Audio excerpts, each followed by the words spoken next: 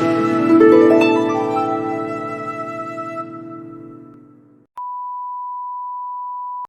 के वीडियो में केवड़ात्री व्रत के अनुष्ठान और व्रत कथा के विषय में विश्लेषण करेंगे।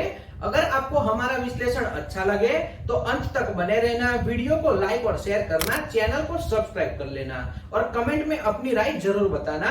तो आज का विश्लेषण शुरू करते हैं। सबसे पहले व्रत के अनुष्ठान का तरीका जानते हैं। यह व्रत भाद्रव सुद के तीसरे दिन मनाया जाता है। व्रत के दिन नियमित क्रम से तैयार होकर भगवान शंकर की पूजा करनी चाहिए। इस दिन व्रत रखे और पूरे दिन भूखे रहे और केवले को सूंघते रहे।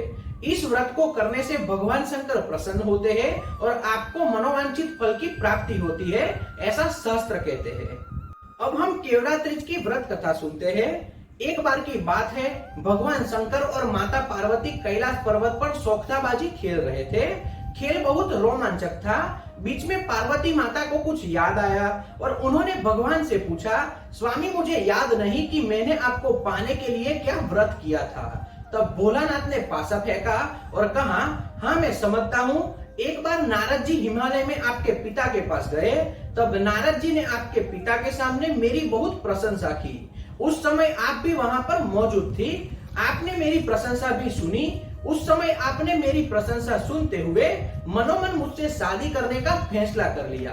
नारद जी ने मेरी प्रशंसा की, लेकिन तुम्हारे पिता ने जोर देकर कहा कि तुम विष्णु से ही शादी करोगे, इसलिए तुम नारद जी से बहुत नाराज भी हो गई थी। भोलानाथ आगे कहते हैं कि इसके बाद आपने अपनी सहेलियों को अपनी खुशी बताई। सहेलियों ने आपको सभी चिंताओं को छोड़कर जंगल में टहलने जाने का प्रस्ताव दिया, जिसका आपने स्वीकार कर लिया। और इसके बाद आप जंगल में घूमने चले गए।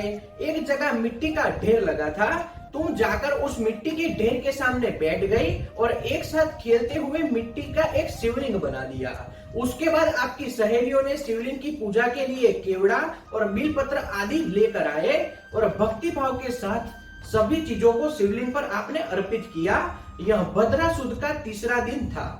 शिव जी आगे कहते हैं, उस दिन आप क्रोध में आकर कुछ भी नहीं खाया था, फिर भी आपने प्रसन्न मन से भूखे पेट मेरी उपासना की। इसलिए मैं आप पर बहुत प्रसन्न हुआ और आपसे एक वरदान भी मांगा। यानी पार्वती माता ने शिव जी से एक वरदान मांगा।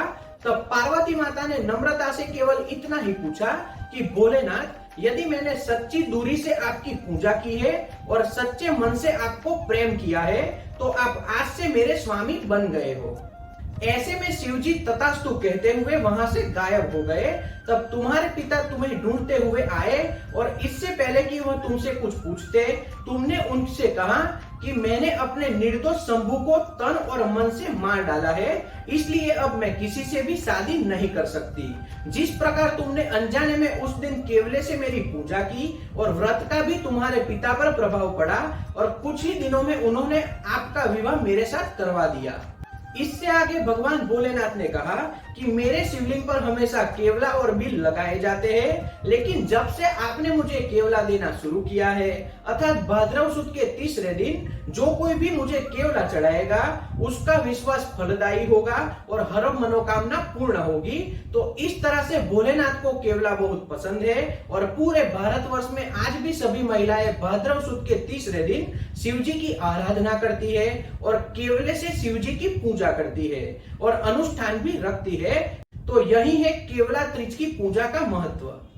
अंत में हम यही कहेंगे, हे भोलेनाथ, जो कोई भी यह व्रत करते हैं उन्हें आशीर्वाद दे। जैसे आपने पार्वती को आशीर्वाद दिया था, तो सभी लोगों की मनोकामना पूर्ण करे। आज के विश्लेषण में इतना ही। अगर यह विश्लेषण आपको पसंद आया हो तो वीडियो को लाइक और शेयर करना और चैनल को सब्सक्राइब करना और कमेंट में हर हर महादेव जरूर लिख देना, ताकि हमें दूसरे वीडियो बनाने के लिए मोटिवेशन मिल सके। जय हिंद।